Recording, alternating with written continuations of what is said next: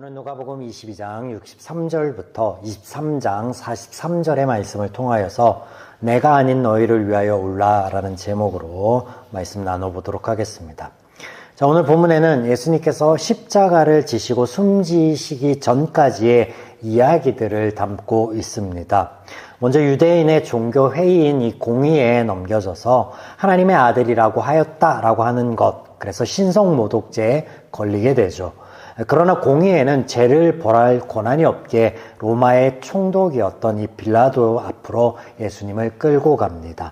빌라도가 아무리 봐도 예수님이 죄가 없습니다. 그러니 이런저런 이야기를 듣고 그가 갈릴리 사람인가 보다라고 로마에서부터 위임을 받아서 갈릴리 지역을 다스리고 있었던 이 헤롯 왕으로 보내지게 되죠. 헤롯은 소문에 듣던 예수가 자기에게 죄인의 신분으로 끌려왔다라고 하니 뭔가를 기대해 봅니다. 그러나 아무것도 얻지 못하고 잠잠한 예수만 바라보고 있으니 속이 터지죠. 다시 빌라도에게 보내버립니다. 그래서 빌라도에게 결국에는 보내져서 백성들의 독촉과 아우성 때문에 예수님은 십자가형에 넘겨지게 되죠. 이 빌라도는 예수님이 죄 없음을 알매도 불구하고 백성들로부터 오는 그 소리들을 이겨내지 못하고 넘기게 됩니다. 우리가 여기까지 내용은 너무나 잘 아는 내용입니다. 많이 들어보았던 내용들이죠. 자, 그러나 우리가 누가복음 본문 안에는 이 기록 안에 복음의 메시지를 얻을 수 있는데 단순히 죄를 위해 십자가 지셨다라는 것보다 더 깊은 내용을 담고 있으니 오늘 좀 살펴보도록 하겠습니다. 공회장과 빌라도 앞에 서신 예수님은 우리가 어떻게 이해해 보면 좋을까? 먼저 이 질문에 대한 것을 좀 살펴보겠습니다. 본문에서 예수님께서는 말씀을 거의 하지 않으세요. 공의의 때도 그렇고 빌라도 앞이나 헤로데 앞에서는 말씀 아예 하지 않으셨죠. 네.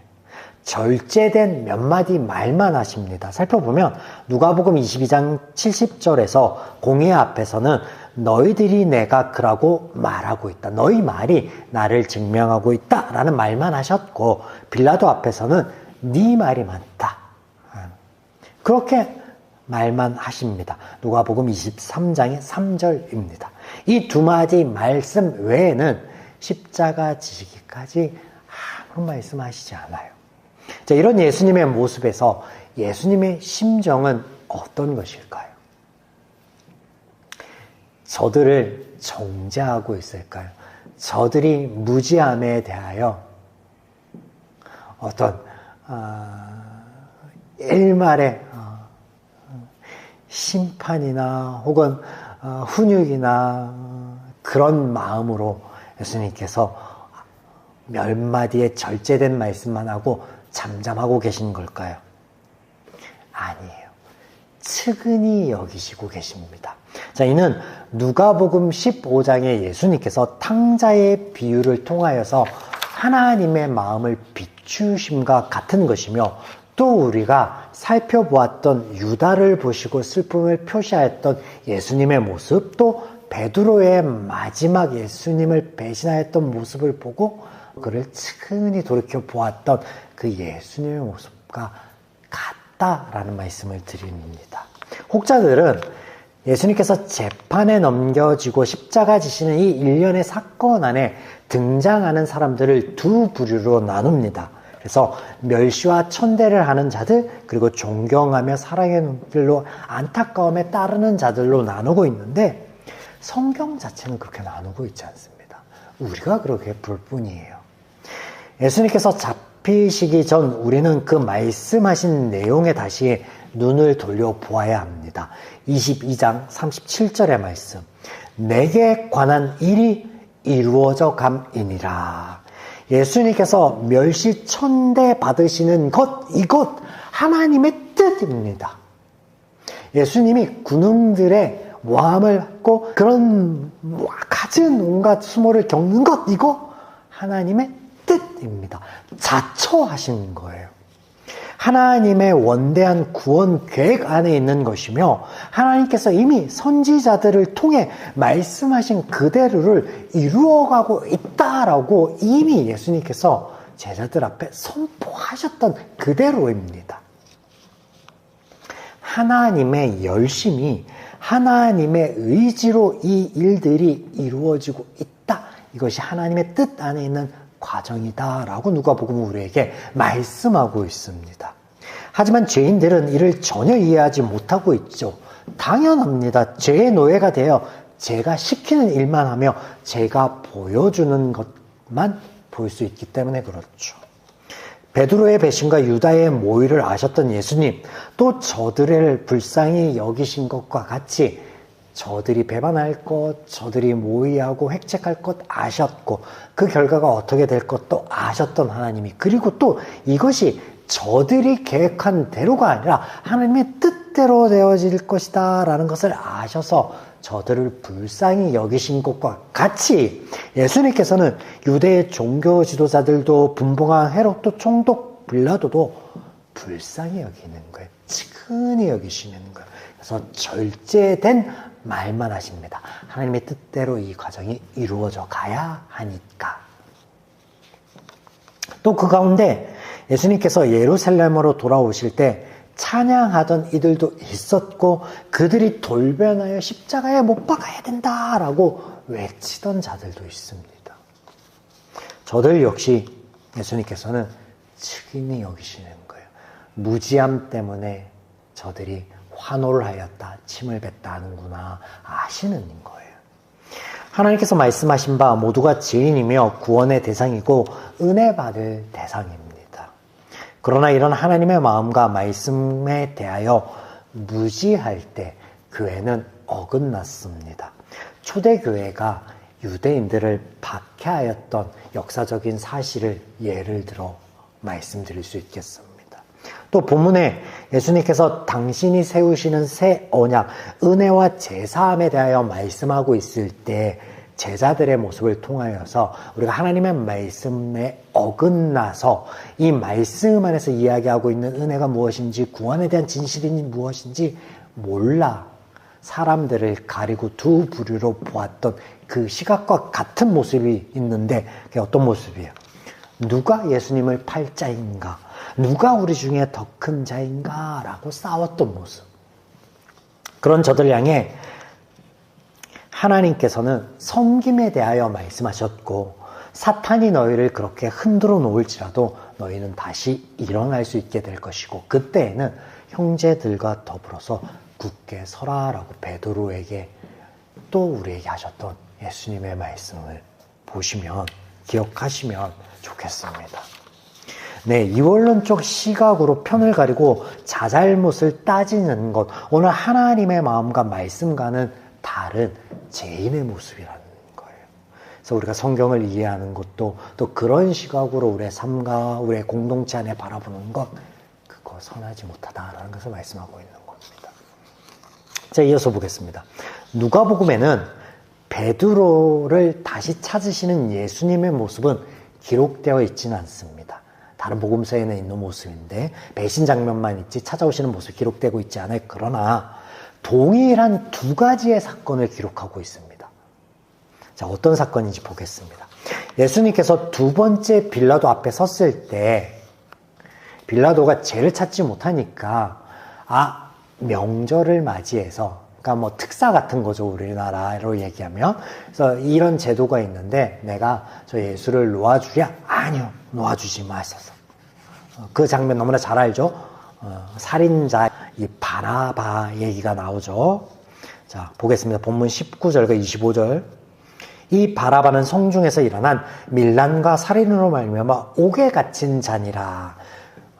중범죄를 지은 자, 곧 십자가에 달릴 죄를 지은 자, 대기자라고 볼 수 있는 이런 자예요.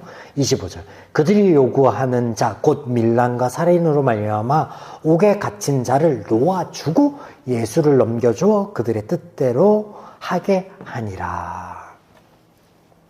무슨 말이에요? 예수님께서 죽으심을 통하여 죽을 수밖에 없는 죄인 바나바가 놓아졌다라고 성경은 기록하고 있습니다. 그런데 여기 보면 그들의 뜻대로 하게 하라라고 이야기되고 있지만 무지한 군웅과 종교 지도자들의 뜻대로 된 것이 아니라 성경은 무엇이라고 그래요? 하나님의 뜻대로, 하나님의 의지대로 됐다라고 말씀하고 있으므로 무엇이 더 각인되고 있냐면 하나의 일련의 사건을 보여주는 게 아니에요. 예수의 죽으심이 죄인을 살린다라는 이 복음의 사실, 이 메시지를 우리에게 보여주고 있는 거예요. 그래서 앞서서 베드로를 용서하시러 찾아오시는 대목은 삭제되고 있지만 동일한 내용이 등장하고 있습니다 라고 말씀드립니다. 한 군데 더 있습니다. 예수님께서 십자가를 지실 때 좌우의 죄인들 이야기가 등장하고 있는데 40절 읽고 42절과 43절을 읽겠습니다. 그 대목 중에 하나는 그 사람을 꾸짖어 이르되 내가 동일한 정죄를 받고서도 하나님을 두려워하지 아니하느냐. 이르되 예수여 당신의 나라에 임하실 때 나를 기억하소서 하니 예수께서 이르시되 내가 진실로 내게 이르노니 오늘 내가 나와 함께 낙원에 있으리라 하시니라. 여러분, 이 사건은요 그의 말을 강조하거나 어떤 믿음에 대한 문제를 우리에게 보여주는 게 아니에요. 믿음의 본질에 대해서 우리에게 가르쳐주는 대목이 아니에요. 복음, 우리에게 은혜를 가르쳐주는 대목입니다. 그래서 복음서라고 하잖아요. 그러면 뭐냐? 예수께서 십자가 지시는 것 그리고 살아나심이 우리에게 낙원으로 인도하는 길을 열어주셨다라는 거예요. 그 말은 앞서서 이야기한 것처럼 예수님의 죽으심이 우리를 살게 하였다라는 것을 한 번 더 강조하고 있는 거예요. 성경이. 예수님의 십자가 지시고 죽으심이 죄인에게 가져다 줄 구원이라는 대목을 이렇게 두 차례에 걸쳐서 소개하고 있고 누가복음에서는 그 사이에 이것이 너희를 위한 일이다 라고 예수님의 말씀이 등장하고 있습니다. 보겠습니다. 예수님을 따르던 무리들에게 하신 말씀인데 27절과 28절 또 백성과 및 그를 위하여 가슴을 치며 슬피 우는 여자의 큰 무리가 따라오는지라 예수께서 돌이켜 그들을 향하여 이르시되 예루살렘의 딸들아 나를 위하여 울지 말고 너희와 너희 자녀를 위하여 울라. 여러분 이 말씀이요 예수님을 따르며 슬퍼했던 그들을 위로하시는 말씀인가 동시에 어떤 말이냐면 너희의 무지함 때문에 나를 죽이고 십자가에 못 박는다고 하여서 너희가 괴로워하거나 울거나 혹은 그 죄책감에 쌓여서 무너지지 말아라. 이것이 너희를 위한 것이다 라고 말씀하신 거랑 동일한 거예요. 그래서 십자가 위에서도 아버지 저들을 용서하소서 저들이 하는 것을 스스로가 무엇을 하는지 알지 못할 뿐입니다 라고 말씀하시는 거예요. 이 모든 것들이 뭐라는 거예요? 너희를 위한 하나님의 뜻이며 그 하나님의 뜻 안에 이루어져 가는 과정이다 라고 우리에게 말씀하고 있는 거예요. 이렇게 예수님께서 전하여 주신 복음이 사실이며 진실됨을 말씀하시는 누가복음에서는 예수님의 재판에 넘겨지시고 십자가 지심이 하나님의 뜻 안에서 이루어진 일이며 예수님이 죽으심이 죄인이 살게 되는 은혜의 역사이다라고 우리에게 가르쳐주고 있으며 그 안에서 용서하지 못할 죄도 용서받지 못할 죄인도 따로 있는 것이 아니라 모두가 하나님의 구원의 대상이며 은혜의 대상이다라고 말씀하시므로 이것이 구원에 대한 진실이며 믿음에 대한 진실이자 본질이다라고 누가복음은 우리에게 가르쳐주고 계십니다.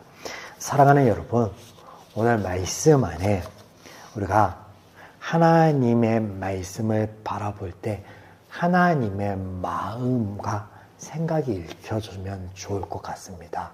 그래서 나의 자잘못은 생각지 아니하고 성경 안에 등장하는 여러 인물들의 자잘못을 분별하려고 하는 어리석음, 또 그런 어리석음으로 우리의 삶 가운데, 우리의 만남 가운데, 우리의 공동체 가운데 누군가를 쉬이 정죄하며 자잘못은 가리려고 하는 하나님 앞에 교만과 기만의 죄를 짓는 이사야서의 말씀 안에 있는 그런 우리의 모습이 아니라 하나님으로 인하여 받은 은혜가 무엇인지 알아.